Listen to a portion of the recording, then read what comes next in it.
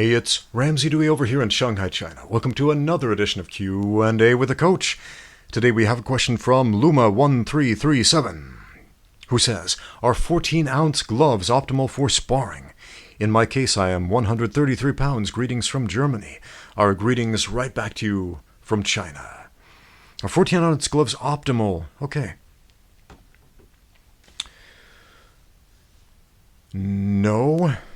What is optimal is learning control. Learning control is so much more important than the equipment that you wear. You should become so confident in your control that you could spar bare knuckle with nothing on at all without seriously injuring your training partners. Now, that being said, when you have a glove, let's see here, here's a 14-ounce glove, a Untitled Platinum 14-ouncer. Okay, that's a pretty good boxing glove. Okay, nice wrist support and all that stuff, right? And let's compare that to this this Tri-Deer glove right here. Oh, well, what's that? 16 ounces. That's a 16-ounce glove next to a 14-ounce glove. Can you see a size difference? Can you see a size difference right there? Not a great deal of difference in size, right? In fact, they're about the same exact size. Why is that? Okay, there is no standard between brands of what a 14-ounce glove is going to look like or feel like, or how much surface area it has, or how much padding it has, or how dense it is, or how expanded that foam inside it is. Not all gloves are created equal. They're not, man. Let's take a look at these two. So we've got a Fortis 16-ouncer and a Tri-Deer 16-ouncer. The Fortis glove is notably bigger. It's got a much bigger surface area, and it's also harder. It's got much stiffer foam, much harder foam, right? And the Tri-Deer is softer, more plush foam. It's not soft and squishy, but it's softer, right? This glove is one that I use for bag work and pad work because it's so stiff. I did a little bit of sparring with these, very light sparring, and I still managed to mark up my training partner's face, gave him a little bit of a black eye under the eye, going really light and careful. And so the reason I would recommend to wear boxing gloves with padding on them when you spar is so that when you feel the padding start to compress, when you feel the glove touch the face, you pull that punch rather than follow through. Okay, learn to do that. That's why I say learn to use control and pull your punches without anything on. Then that way, when you have this extra buffer between your fist, where there's a little bit of compression, if you will, before any damage is done, if you can learn to feel that and then pull the punches, yeah, you can spar safely with little gloves like MMA gloves. At the same time, man, if you're sparring with MMA gloves, use control because those thumbs and those fingers are free. And eye pokes happen.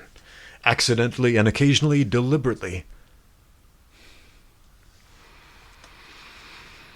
Oh, I've heard some horror stories about people blinded for life, man. Blinded for life.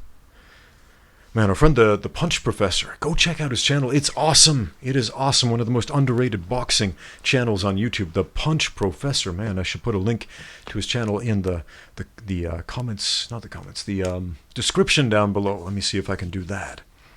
He made a great video recently relating some experiences about the coronavirus outbreak in the U.S. right now, and how he got a hard candy stuck in his throat. He starts choking and coughing and trying to get it out, and all the people around him freak out and run away because they think he's like infected, like, he's infected with the virus, run, as opposed to trying to help him out. And he was shocked at that, man. That sucks.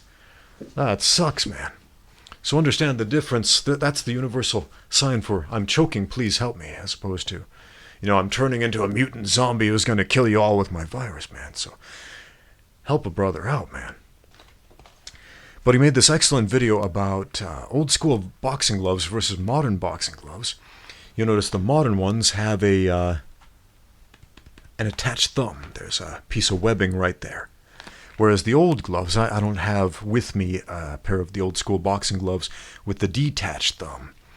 And how a lot of those old school boxers were just mean. And they would jam that thumb in the eye and blind people and disfigure people and do horrible things. A lot of mean guys in that sport. And he asked that question like, what about MMA? You know, you got a free thumb right there. You got free fingers. Why is that okay? I mean, why are they not killing each other? Right? That's a really interesting question, man. I made a video recently about professional fouls. There's the rules and then there's the rules in mixed martial arts. In combat sports in general, comparing it to the narrative from The Karate Kid Part 3, where the bad guys used a bunch of professional fouls in order to hurt the protagonist of the movie to exact their revenge throughout this point karate tournament. So, I got some interesting comments on that video, like, Ramsey, I'm so disappointed in you for encouraging professional fouls. No, man, I'm educating you about what a professional foul is. That's a real thing that happens in combat sports. If you foul somebody, what happens? Generally, the first time you get a warning, right? You poke somebody in the eye and it looks like an accident, especially if you're like, oh man, I'm so sorry, right? If it doesn't look malicious, chances are the referee gives you a warning. Watch those fingers. And the second time, he might deduct a point if it was deemed to be deliberate. And if not, you may get another warning. Now, what happens in a sport if the worst thing that happens the first or even the second time is you get a finger wagged at you? And you have some mean people who want to hurt people in there. You're probably going to experience a bunch of professional fouls. So I'm honestly shocked we don't see a lot more professional fouls in the sport of MMA than we currently do. I mean, imagine for a moment, what if Brazilian Jiu-Jitsu, what if the IBJJF had a rule, they don't, but what if they did, that if you punch somebody in the face, the first offense is a warning, and the second offense is the loss of a point. And the third offense is disqualification. Okay? What if that was in the IBJJF rules? If you could punch or kick or elbow or knee somebody. If strikes just got you a warning, again for the first time, loss of a point for the second one, disqualification for the third time. Suddenly we would see, at these pivotal moments of these IBJJF tournaments, where the tide is about to turn, suddenly, boom, somebody would drop an elbow. Oh, my bad. That's a warning. And then the other guy would be like bleeding, like, oh man, not being able to see straight. And then, you know, we'd see a reversal, a sweep, a major turnover. Possibly a fighter who was not able to continue deeper into the tournament. Imagine that for a minute. What about wrestling? What if wrestling just gave you a warning for a strike? Well, you'd have some very well-timed strikes going on all the time in the sport of wrestling.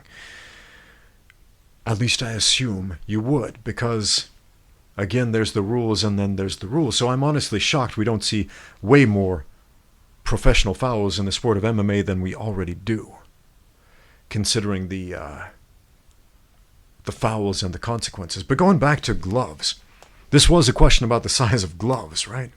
I think it was. Been answering a couple of different questions today. So, 14-ounce gloves. I mean, it's not a bad one to go with. If you're 133 pounds, sure, try on a set of 14-ounce gloves. Does it feel good? Does it feel like you can use control? Does it feel like you can pull the punch? That's actually a 16-ounce glove. There's the 14. Does it feel like you can pull your punches with accuracy without injuring your training partners? And still have a decent facsimile of a fight with your sparring session. And by a decent facsimile, I mean put yourself in the right position to do the damage without actually dealing the damage.